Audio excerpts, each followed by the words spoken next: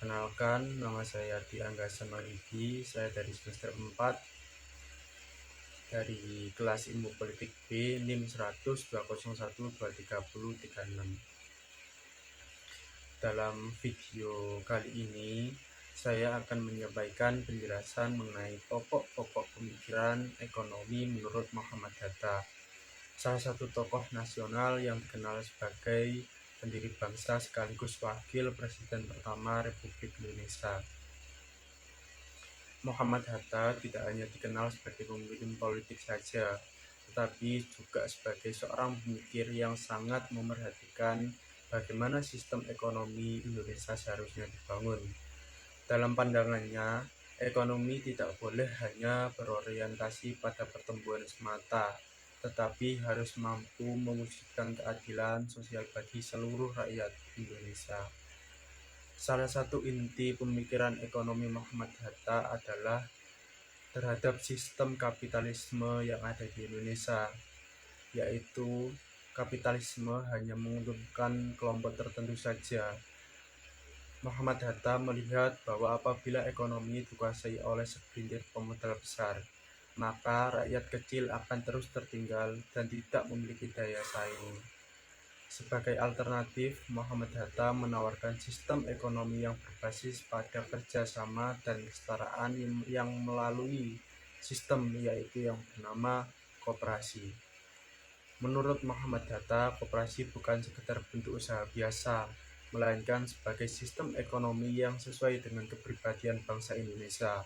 Dalam koperasi, setiap anggota memiliki hak kewajiban yang sama. Tidak ada dominasi satu pihak terhadap pihak yang lain, dan keuntungan dibagi secara adil. Prinsip ini sejalan dengan nilai gotong royong yang sudah lama mengakar dalam masyarakat Indonesia. Selain itu, Muhammad Hatta juga menekankan pentingnya keterlibatan negara dalam mengatur jalannya perekonomian. Namun, campur tangan negara bukan termasuk untuk menguasai, melainkan untuk memastikan agar kegiatan ekonomi benar-benar berpihak pada rakyat. Ia meyakini bahwa sumber daya alam dan kekayaan negara harus dimanfaatkan sebesar-besarnya untuk kemakmuran bersama, bukan untuk kepentingan segelintir orang saja. Kemudian Muhammad Hatta juga sangat menaruh perhatian pada pembangunan ekonomi di bawah.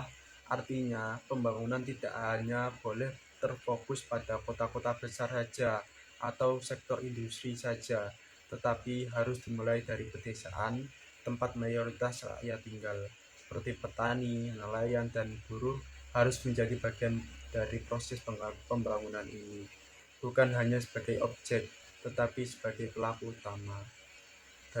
Dari seluruh pemikirannya, kita dapat melihat bahwa Muhammad Hatta ingin membangun sistem ekonomi yang tidak hanya kuat secara struktural, tapi juga adil secara sosial.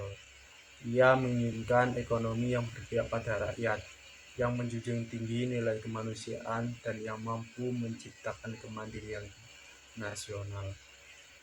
Demikian penjelasan singkat mengenai pokok pemikiran ekonomi menurut Muhammad Hatta.